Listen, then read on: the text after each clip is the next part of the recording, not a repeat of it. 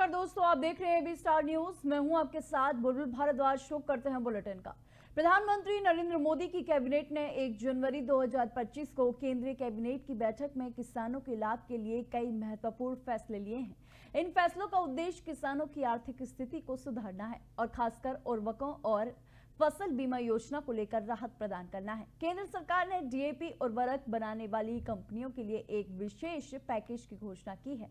भारत में डीएपी की मांग बहुत अधिक है, लेकिन इसके कच्चे माल का आयात कई देशों से किया जाता है, जिनमें चीन, सऊदी अरब और मोरक्को प्रमुख हैं। वैश्विक स्तर पर कच्चे माल की कीमतों में वृद्धि के कारण डीएपी की लगातार लागत बढ़ी है, वहीं जिससे किसानों को महंगे उर्वरक मिल रहे हैं। सरकार ने फैसला लिया है कि अब 50 किलो डीएपी की पैकिंग किसानों को 1350 रुपए में दी जाएगी। इससे किसानों को उर्वरक की कीमतों में कमी आएगी और उनकी खेती करने में खर्च में भी राहत मिलेगी।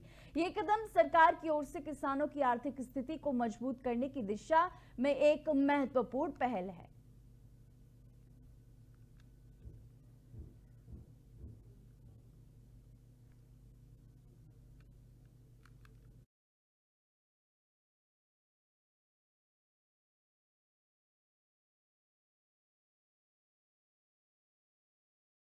श्रावस्ती पुलिस के हाथ एक बड़ी सफलता लगी है। आपको बता दें कि एसओजी टीम ने नकली नोट बनाने वाली फैक्ट्री का भंडाफोड़ कर दिया है।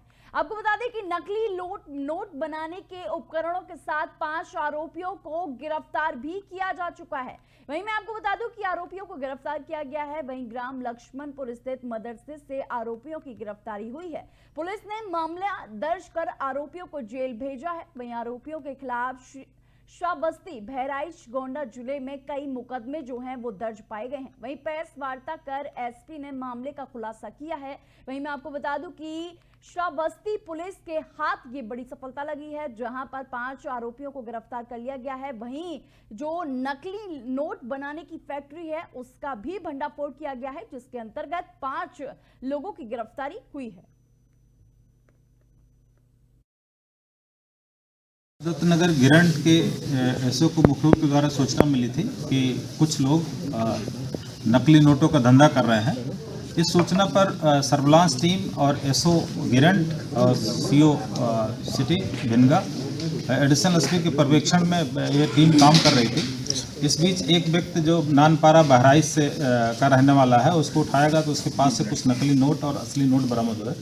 उसकी निशानदेही पे 4 अन्य अभियुक्त पकड़े गए। कुल मिला के 5 अभियुक्तों से, और सभी के पास से कुछ असली और नकली नोट बरामद हुए, जो कुल संख्या में लगभग 35,400 नकली नोट और 15,000 रुपये असली नोट बरामद हुए हैं। इसके साथ ही इनकी निशानदेही पे मल्लीपुर की मस्जिद में, जिसका नाम मदरसा फजर नबी है, दत्तनगर गिरंट के एसओ को मुखबिर के द्वारा सूचना मिली थी। 2025 में उत्तराखंड के विकास को लेकर भाजपा ने बड़ा दावा किया है। राज्यसभा सांसद नरेश बंसल का कहना है कि भाजपा सरकार प्रदेश के विकास को लेकर निरंतर काम कर रही है। केंद्र सरकार की तकरीबन 2 लाख करोड़ की योजनाएं प्रदेश में चल रही हैं और कनेक्टिविटी से लेकर मेडिकल की सुविधाओं को विकसित किया जा रहा है। उनका कहना है कि प्रदेश के विकास को लेकर भाजपा सरकार ने जो रोड मैप तैयार किया है, 2047 में भारत की आजादी के स्वर्णिम जयंती के मौके पर देश की अलग तस्वीर देखने के लिए मिलेगी। उनका दावा है कि प्रदेश के विकास के लिए निरंतर भाजपा सरकार काम कर रही है। 2047 की ओर आगे बढ़ता हुआ कदम होगा और माननीय प्रधानमंत्री जी का संकल्प है कि हम सब मिलकर के 2047 में जब स्वतंत्रता की स्वर्ण जयंती मनाएंगे तो भारत विकसित राष्ट्र होगा। और हमारे यशस्वी मुख्यमंत्री जी का संकल्प है कि उसमें उत्तराखंड अग्रणी प्रदेश होगा। उन्होंने कहा भी है कि जब उत्तराखंड 25 वर्ष का होगा तो भारत के अग्रणी राज्यों में होगा। निकाय चुनाव से से पहले कांग्रेस में उठापटक का दौर शुरू हो गया है। पूर्व राज्य मंत्री और कांग्रेस के वरिष्ठ नेता बिट्टू कर्नाटक ने निकाय चुनाव से पहले कांग्रेस पार्टी से इस्तीफा दे दिया है। उनका ये कदम चुनाव के समय पार्टी के लिए एक झटका माना जा रहा है। उन्होंने मीडिया से बातचीत करते हुए पार्टी नेतृत्व की कार्यप्रणाली और टिकट बंटवारे पर असंतोष व्यक्त किया है। उन्होंने कहा है कि पिछले कई वर्षों से कांग्रेस में कार्य कर रहे कार्यकर्ताओं का अपमान है। कांग्रेस पार्टी पथ भ्रमित हो गई है। आगे उन्होंने कहा कि वे इस्तीफा देने से पहले प्रदेश अध्यक्ष और हरीश रावत से मुलाकात कर चुके हैं। वहीं कांग्रेस के वरिष्ठ उपाध्यक्ष मथुरा दत्त जोशी ने कहा कि बिट्टू कर्नाटक हरीश रावत के दत्तक पुत्र हैं। वहीं बिट्टू कर्नाटक का कांग्रेस छोड़ने का वजह जो है वो हरीश रावत से जब पूछा की कोशिश की गई तो उन्होंने ऐसा क्या कारण बना कि बिट्टू कर्नाटक को कांग्रेस छोड़नी पड़ी। आगे उन्होंने क्या कुछ कहा, सुनिए। देखिए, मैंने मन नहीं बनाया है। मैंने पार्टी के अपने समस्त दायित्वों से, जिसमें मेरे पास वरिष्ठ उपाध्यक्ष का दायित्व था और पार्टी के प्राथमिक सदस्यता से त्यागपत्र दे दिया है। कल मैंने माननीय अध्यक्ष जी से, क्योंकि करण महाराज जी से मुलाकात की और अपने वरिष्ठतम नेता आदरणीय हरीश रावत जी से मुलाकात की, उनको इस्तीफा सौंप दिया। इस्तीफा देने का मुख्य कारण है कि आज पार्टी पद भ्रमित हो चुकी है। हमारी पार्टी अपने पद से भ्रमित होकर ऐसे कृत्य कर रही है जो कार्यकर्ताओं के हित में नहीं थे। मैंने लगातार इस बात को अल्मोड़ा से पार्टी फोरम में भी उठाने का काम किया और अपने सम्मानित लोकतंत्र के चौथे स्तंभ पत्रकार बंधुओं के सम्मुख भी इस बात को उठाया कि पार्टी जो भी कार्य करे वो सोच समझ के हो, निर्णय ऐसे हों जो हमारे लंबे समय से ऐसे कार्यकर्ता हैं जिन्होंने पार्टी की सेवाएं की। 35 साल का मेरा हरीश रावत जी का बस्ता उठाने का काम करते थे हम। तो हरीश रावत जी से पूछिए कि बिट्टू कर्नाटक ने कांग्रेस क्यों छोड़ी है, क्योंकि बिट्टू कर्नाटक माननीय हरीश रावत जी के बहुत करीबी लोगों में से एक है। और मैं तो यहाँ कहूंगा कि बिट्टू कर्नाटक तो माननीय हरीश रावत जी के दत्तक पुत्र हैं। ये बात हरीश रावत जी से पूछी जानी चाहिए, क्यों उन्होंने कांग्रेस छोड़ी, क्या कारण ऐसे थे, इसका जवाब हरीश। मसूरी में कांग्रेस कार्यकर्ताओं ने मसूरी नगर पालिका परिषद की कांग्रेस के अध्यक्ष पद की प्रत्याशी मंजू भंडारी के साथ जनसंपर्क कर लोगों को नववर्ष की शुभकामनाएं दी गईं। इस मौके पर पूर्व पालिका अध्यक्ष मनमोहन सिंह मल्ल ने भाजपा पर गंभीर आरोप लगाते हुए कहा कि भारतीय जनता पार्टी के कार्यकर्ता खुलेआम आदर्श आचार संहिता का उल्लंघन कर सरकार की योजनाओं का सरकारी मशीनरी और सोशल मीडिया के माध्यम से प्रचार प्रसार कर रहे हैं। उन्होंने कहा कि नगर पालिका प्रशासन सरकारी वाहनों से प्रधानमंत्री आवास योजना के तहत मसूरी में गरीब लोगों का आवास दिए जाने को लेकर प्रचार प्रसार कर रहे हैं। वहीं भाजपा के कार्यकर्ता सोशल मीडिया के माध्यम से भाजपा की योजनाओं का प्रचार प्रसार कर वोटरों को लुभाने की कोशिश कर रही हैं। वहीं उन्होंने कहा कि कांग्रेस पार्टी चुनाव आयोग से शिकायत कर कठोर कार्रवाई किए जाने की मांग करेगी। वहीं उन्होंने मसूरी के रिटर्निंग ऑफिसर से मसूरी में आदर्श आचार संहिता का पालन कराने के साथ उल्लंघन करने वालों पर कार्रवाई की मांग की।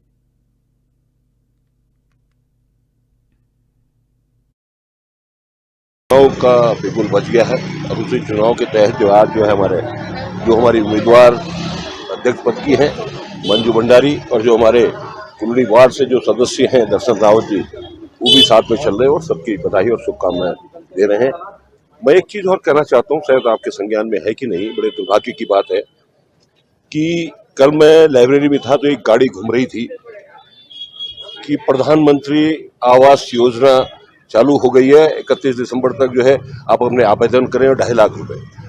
मैंने यूओ को फोन किया कि जब आचार संहिता पूरे प्रदेश में लगी है तो सरकार की योजना को कैसे आप प्रचार प्रसारित कर रहे हैं। चुनाव का बिल्कुल बच गया है और उसी चुनाव के तहत जो आज हमारे अलीगढ़ के बाबू ने पड़ोसी देश की सरहद पार करके अपनी जिंदगी दांव पर लगा दी है। सोशल मीडिया पर पाकिस्तानी युवती ने प्रेम हुआ तो अलीगढ़ के बाबू के द्वारा बिना वीजा और पासपोर्ट के सरहद को पार कर लिया। इसके बाद पाकिस्तानी पुलिस के द्वारा बाबू को हिरासत में ले लिया गया है।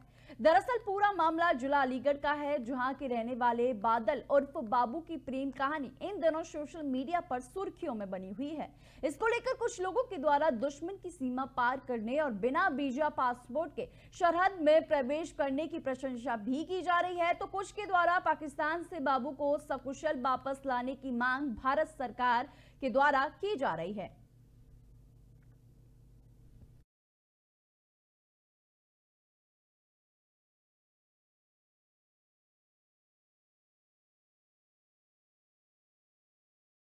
सीतापुर जिले में पुलिस मुठभेड़ के दौरान 25,000 के इनामी बदमाश गिरफ्तार कर लिया गया है। बदमाश पर नकब जनी, चोरी, डकैती आदि के 18 मुकदमे दर्ज हैं। उसके पास से बिना नंबर की चोरी की बाइक के साथ ही तमंचा, कारतूस और हथगोला बरामद किया गया है। Special operation group of Laharpur police की संयुक्त टीम नरेलिया परसिया मोड़ पर नाकेबंदी करके खड़ी थी। इसी दौरान एक बिना नंबर की चोरी की बाइक यहां से निकली। पुलिस कर्मियों ने बाइक सवार को रोकने का इशारा किया। बाइक सवार वाहन छोड़कर पुलिस कर्मियों पर फायरिंग करते हुए भागने लगा। बचाव के लिए पुलिस टीम की ओर से जवाबी फायरिंग की गई। गोली बदमाश के पैर में लगी है। पुलिस ने उसे पकड़ लिया है। वहीं एसपी चक्रेश मिश्री ने जानकारी देते हुए बताया कि गैंगस्टर मामले में लहरपुर पुलिस को रफाकत की तलाश थी। रफाकत को पकड़ने के लिए 25,000 का इनाम भी घोषित किया हुआ था। वहीं मुठभेड़ में उसे गिरफ्तार कर लिया गया है। पैर में गोली लगी है। इलाज के लिए उसे अस्पताल भेज दिया गया है। वहीं आगे उन्होंने क्या कुछ कहा, सुनिए। थाना रामपुर कला के अंतर्गत नहर के पास में आज पुलिस की टीम, जिसमें एसओजी की टीम और थाना रामपुर कला की टीम शामिल थी, इनके द्वारा नववर्ष के उपलक्ष्य में चेकिंग कराई जा रही थी। इनके एक वांछित अपराधी जिसका नाम चांद बाबू है, ये थाना बिस्वा का रहने वाला है। इसके ऊपर पूर्व से 25,000 रुपये का इनाम घोषित है। इसके यहाँ से निकलने की सूचना मिली, पुलिस के द्वारा घेराबंदी की गई, तो इसके द्वारा पुलिस टीम पर फायरिंग की गई। जवाबी फायरिंग में इसके पैर में गोली लगी है, घायल हुआ है। घायल अवस्था में इसको अस्पताल भेजा गया है। इस अपराधी के ऊपर पूर्व में गौकशी, चोरी व अन्य अनेक मामले दर्ज थे। पुलिस के द्वारा इसको काफ़ी दिनों से ढूंढा जा रहा था। इसके ऊपर 25,000 रुपये का इनाम था। इसके पास से एक मोटरसाइकिल जो चोरी की प्रतीत हो रही है, एक अवैध असला, कुछ जिंदा कारतूस व कुछ खोखे यहाँ से बरामद हुए हैं। एफएसएल की टीम व अन्य टीमों के द्वारा विस्तृत जांच इसमें की जा रही है। इसके अन्य साथियों की भी तलाश की जा रही है और साथ में इसमें अग्रिम वैधानिक कार्रवाई गैंगस्टर इत्यादि में की जाएगी। थाना रामपुर कला के अंतर्गत रायबरेली जिले में 100 दिवसीय सघन टीबी खोज अभियान के तहत जन जागरूकता अभियान तेज किया गया है। इस मुहिम के तहत जनप्रतिनिधियों और विभिन्न संस्थाओं को जोड़ते हुए एक जागरूकता रैली का आयोजन किया गया। रैली को हरी झंडी दिखाकर रवाना किया गया। रायबरेली के अमावा ब्लॉक में टीबी मुक्त गांव की ओर से एक महत्वपूर्ण कदम बढ़ाया गया है। खंड विकास अधिकारी संदीप सिंह के अनुसार चक दादर गांव पूरी तरीके से टीबी मुक्त हो चुका है। ग्राम प्रधान हरी लाल ने इस अभियान में सक्रिय रूप से भाग लिया और अपनी निजी वाहन से टीबी मरीजों को इलाज के लिए जिला अस्पताल भेजा। साथ ही एक्सरे और ट्रू नॉट की जांच को बढ़ावा भी दिया गया, जहां उन्होंने तमाम जानकारी दी। क्या कुछ कहा उन्होंने, सुनिए। 100 डेज टीबी सघन अभियान में टीबी के मरीजों के लिए स्क्रीनिंग करनी है। ज़्यादा से ज़्यादा पॉपुलेशन की स्क्रीनिंग करनी है ताकि हमें टीबी के मरीजों को हम लोग छांट सकें और उनको प्रॉपर दवा दे सकें और उनके जो कॉन्टैक्ट्स हैं या और भी जो जोखिम वाली जनसंख्या है उनकी भी स्क्रीनिंग हो ताकि हम टीबी को ख़त्म कर सकें अपने देश में। 100 डेज टीबी सघन अभियान में बस्ती जिले की सर्विलांस सेल के द्वारा अलग अलग जगहों से गुमशुदा हुए 75 स्मार्टफोन को बरामद कर लिया गया है। वहीं बरामद गुमशुदा मोबाइल फोन को उनके स्वामियों के सुपुर्द भी कर दिया गया है। बताया जा रहा है कि गुमशुदा मोबाइल फोन के संबंध में आवेदकों ने प्रार्थना पत्र दिया था। वहीं पुलिस ने नए साल में गुमशुदा फोन देने के साथ ही जन सामान्य को बधाई भी दी है।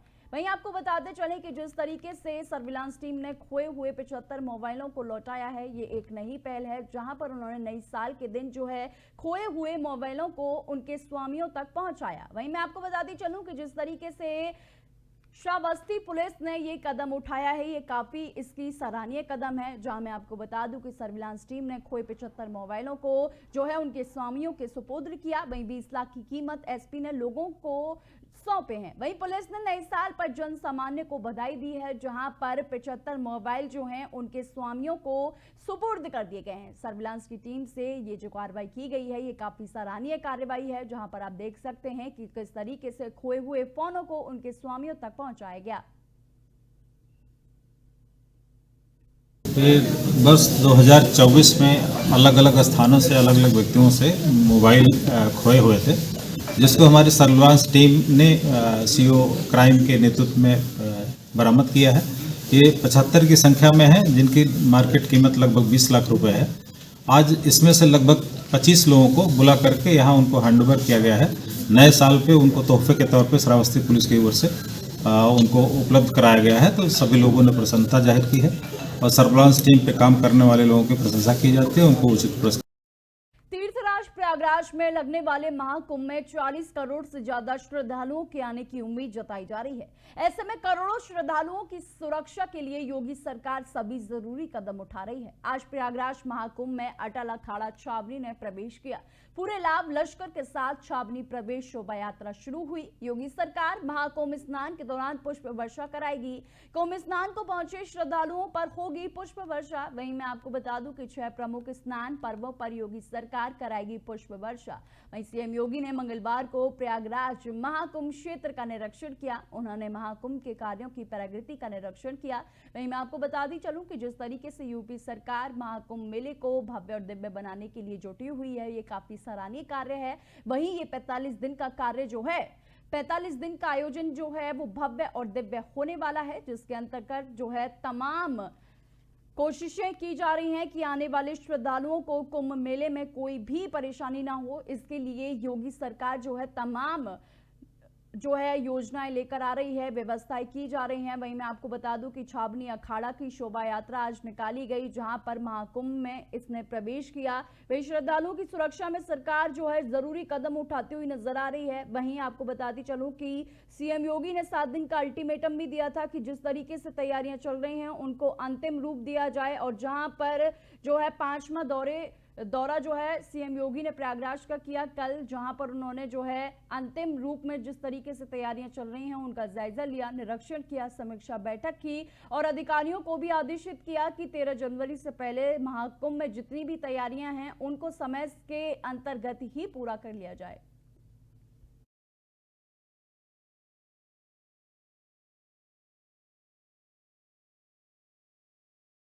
मुजफ्फरपुर से है, जहां डीएम ने नए साल के पहले दिन एक किसान को सम्मानित किया। बताया जा रहा है कि प्राकृतिक कृषि में उपलब्धियां हासिल करने पर डीएम उमेश कुमार मिश्रा ने प्रशस्ति पत्र देकर किसान को सम्मानित किया। किसान राकेश जानसठ ब्लॉक के बहेड़ा सादात गांव का रहने वाला है, जिसका जिला कलेक्ट्रेट कार्यालय में डीएम ने माला पहनाकर स्वागत और सम्मान किया। इस मौके पर डीएम प्रशासन नरेंद्र बहादुर सिंह, कृषि उप निदेशक संतोष कुमार यादव, जिला कृषि अधिकारी राहुल तेवतिया और अन्य अधिकारी भी मौजूद थे। वहीं ये भी बताया जा रहा है कि इससे पूर्व लखनऊ में भी किसान को सम्मानित किया गया था। वहीं मैं आपको बताती चलूं कि मुजफ्फरपुर पुलिस ने आज एक किसान को सम्मानित किया। डीएम ने किसान को जो है प्रशस्ति पत्र देकर उसकी उपलब्धि जो है बताई। वहीं मैं आपको बताती चलूं कि किसान को पहले भी सम्मानित किया जा चुका है। प्राकृतिक खेती प्लस ऑर्गेनिक दोनों ही मिला के करता हूँ, क्योंकि ऑर्गेनिक इसलिए क्योंकि 2015 में मैंने वर्मी कंपोस्ट बनाए थे और तभी से वो करा। उसके बाद में मैंने प्राकृतिक खेती का प्रशिक्षण लिया सुभाष पालेकर जी द्वारा। लखनऊ में 5 दिन का प्रशिक्षण था और समय समय प्रशिक्षण लेने के बाद में 2-3 बार मिला। एक बार फिर दोबारा लखनऊ मिला 2 दिन का, एक बार 2 दिन का यहाँ केवी चितौड़ा में मिला। उसके उपरांत मैं प्राकृतिक खेती करता हूँ और बहुत ही अच्छे परिणाम धीरे धीरे मिल रहे हैं। किसी भी तरह का उसमें कोई केमिकल का प्रयोग बिल्कुल बंद हो ही गया और बहुत ही अच्छा स्वाद, वही 50 साल पहले वाला स्वाद आपके गेहूं में, आपके गुड़ में, आपके फलों में, आपकी सब्जियों में, जो कि सब्जी सबसे ज़्यादा उपयोग होती है। एक दिन में 2 बार प्रयोग करता है आदमी। प्राकृतिक खेती प्लस ऑर्गेनिक दोनों ही मिला के करता हूँ, क्योंकि ऑर्गेनिक इसलिए क्योंकि 2015 में मैंने वर्मी कंपोस्ट।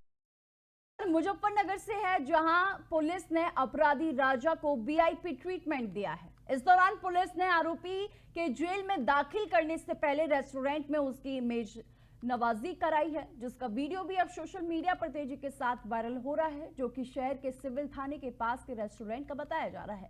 वायरल हो रहे वीडियो में साफ देखा जा सकता है कि रेस्टोरेंट में अकबर उर्फ राजा के हाथ में हथकड़ी है और साथ में बीबी भी उसके साथ मौजूद है। वहीं दरअसल मीरापुर पुलिस ने अवैध हथियार के मामले में कमलियान मोहल्ला निवासी अकबर को गिरफ्तार किया था, जिसे मेडिकल परीक्षण के बाद कोर्ट से जेल भेज दिया गया था, जहां पर आज पुलिस ने उसका एक वीआईपी ट्रीटमेंट दिया है। जहां पर आपको बता दें कि ये वीडियो जो है थाने के करीब रेस्टोरेंट का बताया जा रहा है, जहां पर उसके हाथों में हथकड़ियां तो देखी जा रही हैं, लेकिन उसके साथ उसकी बीबी और खाने की व्यवस्थाएं भी पुलिस के द्वारा की गई थी।